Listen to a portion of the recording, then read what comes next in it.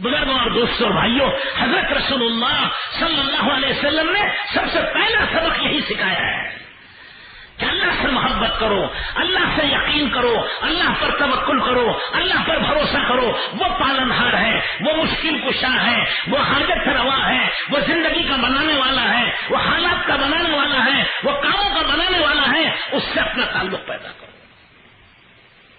بزرگوں اور دوستوں اور بھائیوں، اسی یقین کو سیکھنے کے لیے کہتے ہیں جماعتوں میں نکل کر اس کو کہیں، اس کو سنیں، اس کو سوچیں، اللہ سے مانگیں، اللہ پاک یہ دل میں ہمارے اتار دے۔ دنیا کی محبت دل سے نکل جائے، مال کی محبت نکل جائے، اللہ کا یقین اور اللہ کا ڈر پیدا ہو۔ حضرت سیدنا و مولانا محمد رسول اللہ صلی اللہ علیہ وسلم کی عظمت اور آپ کی محبت ہمارے دلوں میں پیدا ہو۔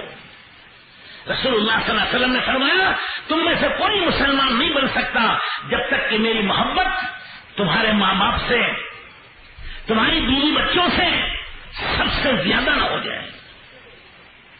اور رسول اللہ صلی اللہ علیہ وسلم نے فرمایا تم مسلمان پکے نہیں بن سکتے جب تک کہ میرا دین، تمہاری خواہشات میرے دین کے تابع نہ ہو جائے، جب تک تم خواہشات چھوڑ کر میرے طریقے پر نہیں آؤ گے۔ اور میرا طریقہ کیا ہے؟ اللہ کے رسول کا کوئی طریقہ نہیں، وہ بھی اللہ ہی کا طریقہ ہے۔ اللہ نے خود قرآن میں فرمایا وَمَا يَنطِقُ عَنِ الْهَوَىٰ إِنْ هُوَ إِلَّا وَحْيٌ يُوحَىٰ، کہ حضرت محمد صلی اللہ علیہ وسلم جو کچھ بھی فرماتے ہیں وہ اللہ کی بات ہے، زبان رسول اللہ کی ہے، بات اللہ کی ہے، اللہ ہی بات کر رہے ہیں، رسول اللہ کی زبان سے بات کر رہے ہیں۔ اسی لیے اللہ نے فرمایا وَمَا آتَاكُمُ الرَّسُولُ فَخُذُوهُ وَمَا نَهَاكُمْ عَنْهُ فَانْتَهُوا، جو کچھ حضرت رسول اللہ صلی اللہ علیہ وسلم تمہیں حکم دے اسے اختیار کرو، اس پر عمل کرو، کیونکہ وہ تمہارے ہمدرد ہیں، تمہارے خیر خواہ ہیں، تمہاری بھلائی چاہنے والے ہیں، وہ تمہارے نبی اور رسول ہیں۔ اور جس سے تمہیں منع کر دے اس کو چھوڑ دو، کیونکہ اس میں تمہاری ہلاکت و بربادی ہے، چاہے ہماری سمجھ میں نہ آتا ہو۔ بہت سی چیزیں ہیں انسان کی سمجھ میں نہیں آتی ہیں۔ ایک بچہ ہے، آگ رکھو اس کے سامنے، آگ کے شعلے انگار، تو اس کو اٹھا کے منہ میں رکھ لینا چاہتا ہے، وہ کھیلنا چاہتا ہے، کھلونا سمجھتا ہے۔ جہالت ہے، نادانی ہے، بچہ ہے، کم عقل ہے، آگ کو کھلونا سمجھ رہا ہے۔ ماں باپ دوڑ کے اس کو بچاتے ہیں کہ یہ کھلونا نہیں، یہ تیری ہلاکت کی چیز ہے، چھوڑ دے اس کو۔ لیکن بچہ ضد کرتا ہے کہ نہیں میں تو کھیلوں گا اس سے، ماں باپ روکتے ہیں، کیونکہ ماں باپ جانتے ہیں کہ اس میں تیرا نقصان ہے۔ ٹھیک اسی طرح میرے دوستوں بزرگوں اور بھائیوں، حضرت رسول اللہ صلی اللہ علیہ وسلم ماں باپ سے زیادہ ہمدرد ہیں۔ اگر آپ نے کسی چیز کو منع کیا ہے تو اس میں ہماری ہلاکت ہے۔ آپ نے منع کیا کہ جھوٹ مت بولو، کیا ہوگا؟ جھوٹ بولنے والا اللہ کا دشمن قرار ہوتا ہے۔ جھوٹ بولنے سے اس کے منہ سے بدبو آتی ہے، فرشتے ایک میل دور بھاگ جاتے ہیں۔ جھوٹ بولنے سے اللہ کی نگاہوں میں وہ گر جاتا ہے۔ اس لیے رسول اللہ صلی اللہ علیہ وسلم نے فرمایا جھوٹ مت بولو، ورنہ تمہاری حیثیت خدا کے ہاں باقی نہیں رہے گی۔ سچ بولو، سچ بولنے سے تمہیں نجات ملے گی۔ حضرت رسول اللہ صلی اللہ علیہ وسلم کے زمانے میں حضور صلی اللہ علیہ وسلم مدینہ منورہ سے باہر تشریف لے گئے، وہ جنگل میں گئے تو غیر سے ایک آواز آئی، وہ کسی نے پکارا کہ یا رسول اللہ۔ حضور صلی اللہ علیہ وسلم نے آگے پیچھے دیکھا، کوئی نظر نہیں آ رہا ہے۔ پھر آواز آئی یا رسول اللہ، آپ نے پھر دیکھا تو کہیں نظر نہیں آتا، کوئی انسان نظر نہیں آ رہا ہے۔ پھر آواز آئی یا رسول اللہ، تو آپ نے غور سے دیکھا تو ایک ہرنی وہ بندی ہوئی ہے پتھر کی چٹان سے، وہ پکار رہی ہے رسول اللہ صلی اللہ علیہ وسلم کو۔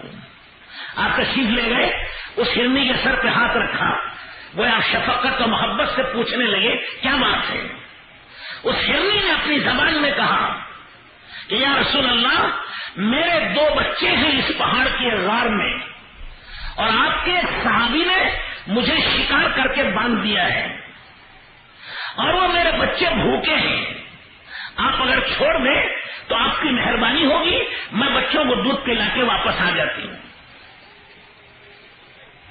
تو رسول اللہ صلی اللہ علیہ وسلم نے فرمایا کیا یہ سچ ہے کہ تو دودھ پلا کے واپس آئے گی؟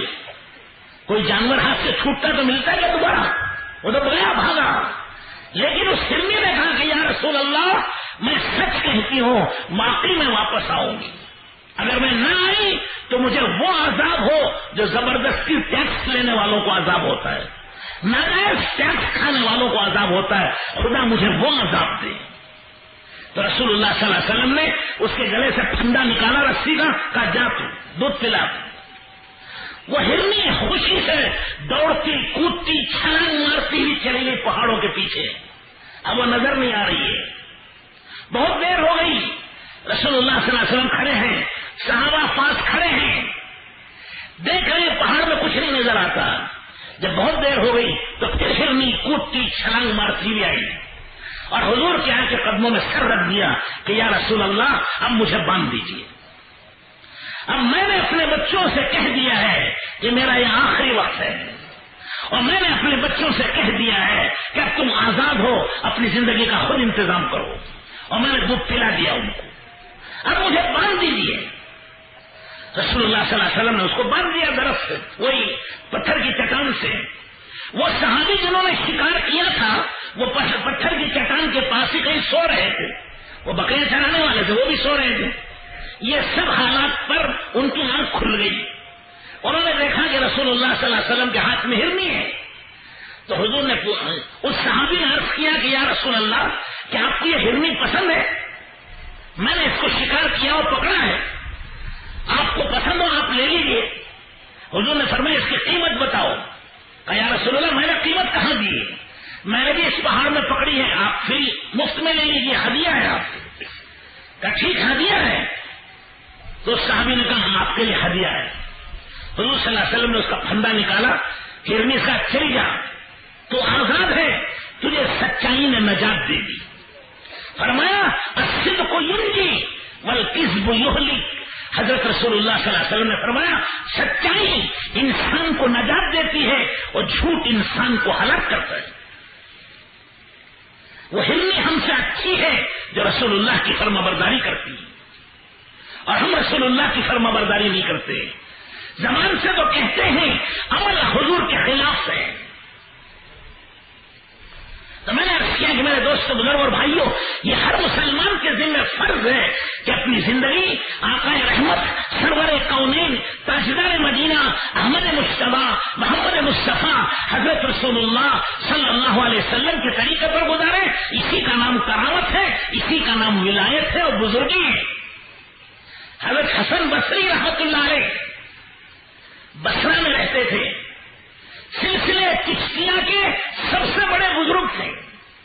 وہیں سے سلسلے چشتیہ شروع ہوتا ہے.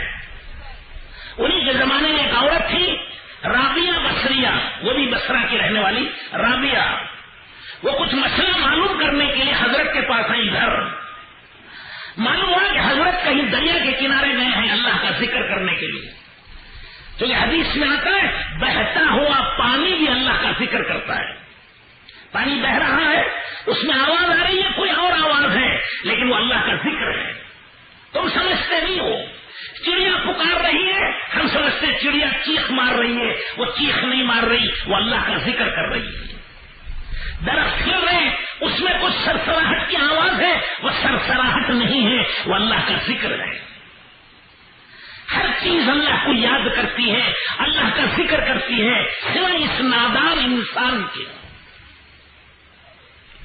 تو حضرت حسن بصری اللہ کا ذکر کرنے کے لیے دریا پر گئے ہیں. جی میں آیا کہ دریا میں نماز پڑھیں, مصلی دریا پر بچھایا اور نماز پڑھنے لگے. نہ دریا ڈبوتا ہے نہ کپڑا بھیگتا ہے, کرامت ہی کرامت.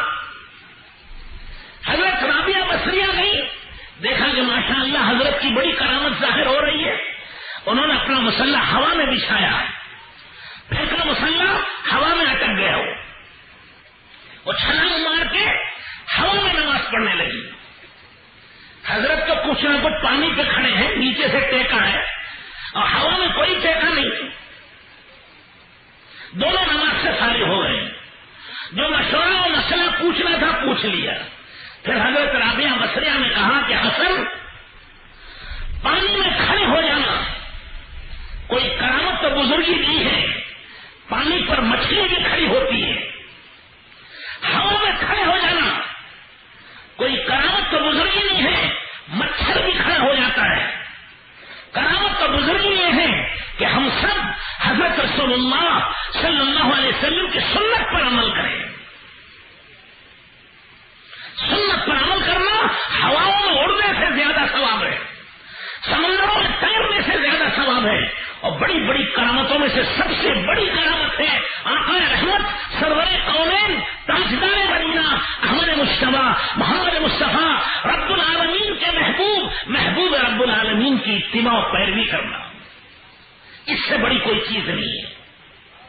یہی نجات دلانے والی, یہی مغفرت کرانے والی چیز ہے. بزرگوں اور دوستوں حضرت بھائیوں, مولانا شیخ عبد القدوس گنگوہی رحمت اللہ علیہ بڑے اولیاء اللہ ہیں. یہی سلسلے چشتیہ کے. ایک مرتبہ کسی نے آ کر کہا کہ حضرت آپ سے بھی بڑے بزرگ آئے ہیں, گاؤں کے باہر ٹھہرے ہیں. وہ جلدی گئے بزرگوں سے ملنے کے لیے. اولیاء اللہ سے محبت کرنا, ان سے ملنا, ان سے نفع اٹھانا, یہ ایمان کی نشانی ہے. جو اولیاء اللہ سے محبت نہیں کرتے وہ بے ایمان ہے. اللہ ان سے محبت کرتا ہے تو ہر انسان کے ذمہ ہے کہ وہ بھی اولیاء اللہ سے محبت کرے. اسی لیے حضرت شاہ عبد القدوس صاحب گنگوہی رحمت اللہ علیہ حالانکہ خود بزرگ تھے, لیکن جب ایک دوسرے بزرگ کو سنا تو وہاں گئے ملنے کے لیے, جنگل گئے ملاقات کے لیے. دیکھا کہ حضرت چلے گئے وہاں سے, تو حضرت نے پوچھا کہ کہاں ٹھہرے تھے, تو لوگوں نے بتایا کہ یہاں نماز پڑھیں. بزرگان دین جہاں ٹھہرتے ان کے انوارات تو برکات ہوتے ہیں. تو حضرت شاہ عبد القدوس صاحب رحمۃ اللہ علیہ نے سوچا کہ حضرت سے ملاقات نہیں ہوئی, کم از کم جہاں وہ بیٹھے تھے ان کی برکت لینے وہاں جا کے دیکھیں نماز کی جگہ. نماز پڑھنے کی جگہ گئے, دیکھا تو سجدے میں انہوں نے سر رکھا ہے اور ہاتھ رکھے ہیں. سجدے میں ہاتھ کی انگلیاں اس طرح کھلی رکھی ہیں, اور سنت ہے انگلیاں ملا کر رکھنا, وہ کھلی ہوئی رکھی تھی. تو فوراً دیکھ کر کہا کہ لوگوں یہ بزرگ نہیں تھے جو آئے تھے, وہ شیطان تھا جو تمہیں دھوکہ دینے آیا تھا. تو لوگوں نے پوچھا کہ آپ کو کیسے معلوم ہوا؟ کہ بزرگ وہ ہیں جو سنت کے مطابق زندگی گزارتے ہیں. سنت کے خلاف چلنے والا الٹا لٹک جائے گا تو بھی بزرگ نہیں بن سکتا ہے. اس کی نماز سنت کے خلاف ہے تو یہ بزرگ کیسے ہو سکتے ہیں؟ تو میرے دوست بزرگ اور بھائیوں, بزرگی کا معیار اللہ کے رسول پاک صلی اللہ علیہ وسلم کی سنت ہے. اور جو رسول اللہ صلی اللہ علیہ وسلم کے خلاف قدم اٹھائے گا وہ دنیا میں بھی پریشان ہوگا, آخرت میں بھی پریشان ہوگا.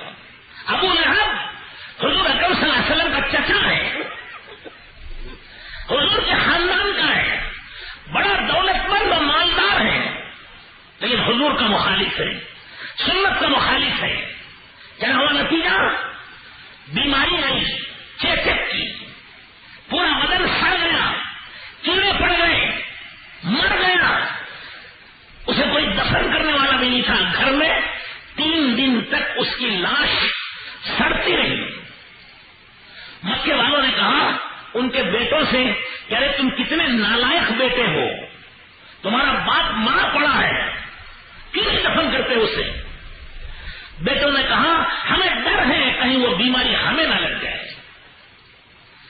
ارے تم اگر نہیں دفن کرو گے اس کے جراثیم پورے مکے میں پھیل جائیں گے اور سب کو موت کا ڈر ہے, چلو ہم تمہاری مدد کرتے ہیں, اسے دفن کرو.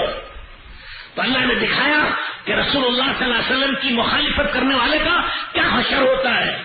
اسے کوئی قریب نہیں گیا, جیسے یہ سرے لگے ہیں آپ کے شامیانے میں, کیا کہتے بمبو, یہ سر اس سے اڑاتے لے گئے اس کی لاش کو, پہاڑ کے دامن میں کیا, پہاڑ کی طرف, اوپر سے پانی ڈالا وہ اس کا غسل ہو گیا, اوپر سے پتھر ڈالے وہ اس کی قبر بن گئی.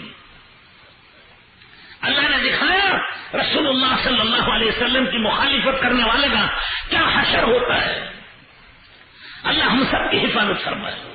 بزرگوں اور دوستوں اور بھائیوں، حضور اکرم صلی اللہ علیہ وسلم سے محبت کرنا اور آپ کی سنت پر چلنا اور آپ کی تعلیم پر چلنا اس امت کی نجات ہے، اس کی مغفرت کا راستہ ہے۔ اس کے علاوہ جتنے راستے ہیں وہ سب نجات کے راستے نہیں۔